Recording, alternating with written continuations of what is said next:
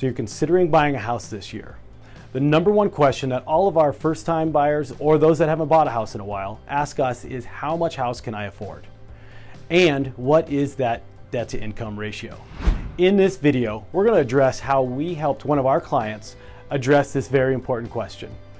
In this case study, you'll see a step-by-step situation on how they were able to take their income, find how much house that they could afford, and their debt-to-income ratio. Hi, I'm Gabe Martin, a local realtor here in the Denver metro area. This is Bob Friel with Friel Good Mortgage, and we're going to jump right in. Our clients here, just to give you some context of how we prepare our clients, is they made how much money a year? $100,000. Which is a fantastic salary. So it was a couple, husband and wife, and they had a couple kids. Gabe, what was their ideal housing budget?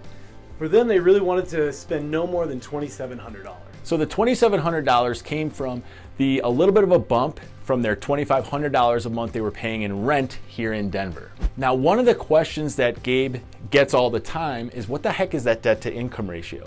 Now, the debt to income ratio from a lender's perspective, it's a very, very large number that oftentimes supersedes or goes well beyond what a consumer actually wants to spend. So our clients made $100,000 a year.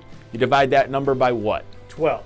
Yes. So that is $83.33 a month. That is what they call gross income, not net income, because net income is what? What you bring home after taxes. That's right. So the banks will approve you for a number that far exceeds what you might have your debt obligations for. So on our client's credit report, they had roughly $830 or so worth of debt spread across what kind of debts? Student loans, credit cards, and car payments. So Gabe, tell the people what was 45% of their gross monthly income of $83.33. The $83.33, the 45% is $3,750. That's right. So that's the actual number that spread across all of their debts and their forecasted housing payment for this property that a bank would actually approve them for.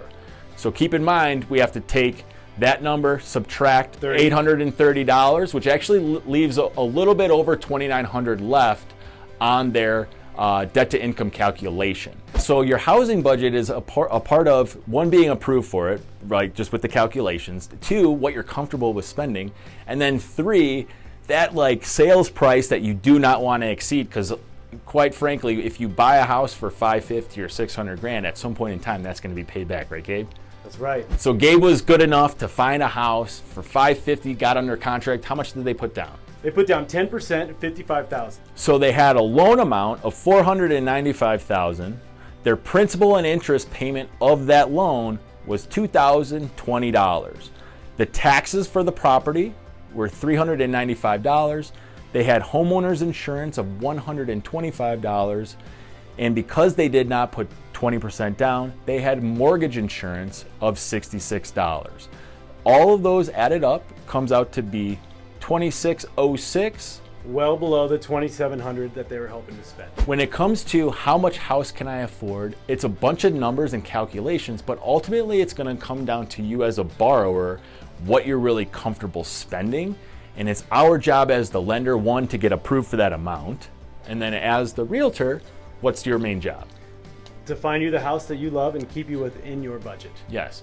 Sometimes out in the field, you're going to get super excited and you might want to exceed kind of that do not exceed limit of that purchase price. Our role obviously is to rein you in, but if we can stick between your housing budget that you forecast mentally and keep that debt to income ratio in the approvable findings, it is okay to increase or decrease your purchase price budget accordingly. I know we just spit a whole bunch of numbers at you, so if you're not really good with calculators, you don't want to get your scratch paper all messed up, just look in the link in the description below. We have a whole mess of mortgage calculators, affordability worksheets for free for you to utilize. This calculator is going to help you save 10 hours of time and up to $1,533 just on your closing costs when you use this thing properly. Hey there, I'm Bob Friel, and what we're going to do in this quick video is just show you how to quickly download the calculator to your smartphone. It makes it real simple. So in this video next to me here, you're going to see how to get that onto your smartphone. Then the first step after you get that downloaded to your homepage is to click the Bob the Broker image, register to start to utilize all the functionality of this mortgage affordability calculator suite that we built out just for you. And kaboom, you are in. So we have currently more than 5,500 people utilizing this very specific calculator, and it is by far the coolest thing that I've developed with my processing team for our clients that are in the field getting ready to do a home purchase or a refinance. And if you just check out the home screen, we have a whole bunch of different widgets on there. First and foremost, when you're buying a house, you might have questions that maybe in the middle of the night we can't just answer for you. So the whole point and the key of this is to help you save time, brain power, effort, de-stress a little bit when you're considering what property to buy, how much do you want to put down, how much can you afford, and the whole thing that kind of encompasses the biggest stress levels when we're buying a house is that monthly payment. First and foremost, what most people utilize is the mortgage affordability calculator and the purchase calculator, which shows you exactly what you could potentially afford and what you could borrow, as well as what the housing payment would look like. First and foremost, affordability calculator. This is a really general estimate, but of course you're going to be putting in a couple pieces of data. You're going to add your income, your debt that you have on a monthly basis. You're also going to put down how much do you want to put down for this property. And there's a whole wide array of carrying costs that each individual unit has. You might have homeowners association dues if you're buying a condo or a single family residence that has an HOA. You're going to have homeowners insurance on this property as well. And of course, everybody knows we have to pay property taxes. So you're going to put in all those inputs in this calculator, and voila, you have your basic mortgage affordability calculator printout to give you an idea of what you could qualify for. Now that you have the idea of what you could qualify for, now let's do the next step, which is to get that pre-qualification started. So what you're going to do is you're going to click the button that says request pre-qual certificate.